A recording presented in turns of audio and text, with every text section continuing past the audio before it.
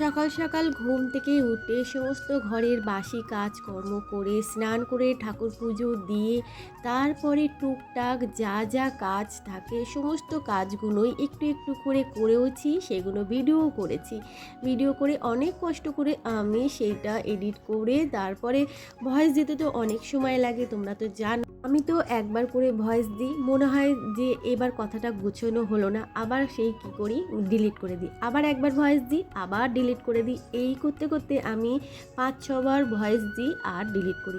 তারপর মনে হয় যে না, এবার আমার ভয়েস দেওয়াটা ঠিক হয়েছে, তারপরে আমি রাখি। তো অনেক কষ্ট করে আমার এই ভিডিও এডিট করতে হয়। সারাদিনের সংসারের অনেক কাজ কর্ম আছে, সমস্ত করতে হয়, তারপরে ভিডিও করতে হয়, সেই ভিডিও এডিটও করতে হয়, করে তারপরে আমি ভিডিওটা শেয়ার করতে পারি। কিন্তু বন্ধুরা, আমার এই ফোন আমাকে আর সহযোগিতা করছে না। আর সত্যি করবে এটাই কেন সহযোগিতা?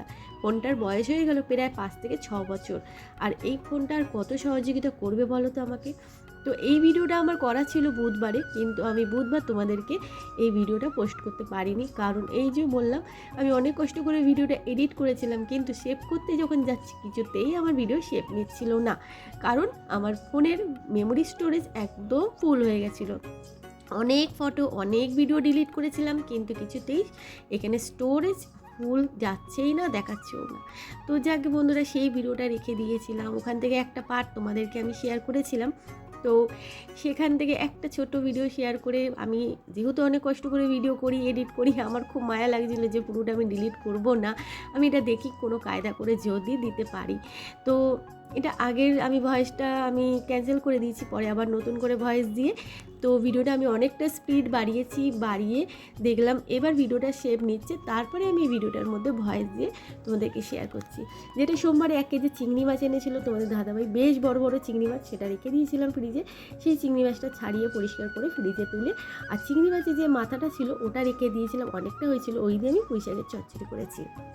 আর এই যে খাবার দাবারগুলো সমস্ত যা গরম করছি সবই মা দিয়ে দিয়েছিল। এগুলো যেহেতু আমাদের মা সোমবারে নেমন্তন্ন করেছিল একটা, মানে বলা যায় জামাই ষষ্ঠী উপলক্ষে, কিন্তু মা বলছে এটা জামাই ষষ্ঠী উপলক্ষে ধরবি না, এটা আমি এমনি খাইয়েছি।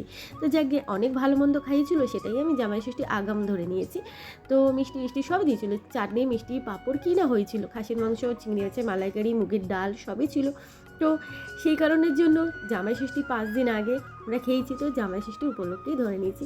যাকে সবই খাওয়া দাওয়ার আমাদের ছিল, সেগুলো গরম করেই ওইগুলোই দুপুরে খেয়েছিলাম, আর পুঁই শাকের চচ্চড়িটা বানিয়ে রেখে দিয়েছিলাম যে পরের দিন ওটা দিয়ে হয়ে যাবে, আর বৃহস্পতিবার আছে পুজো টুজো।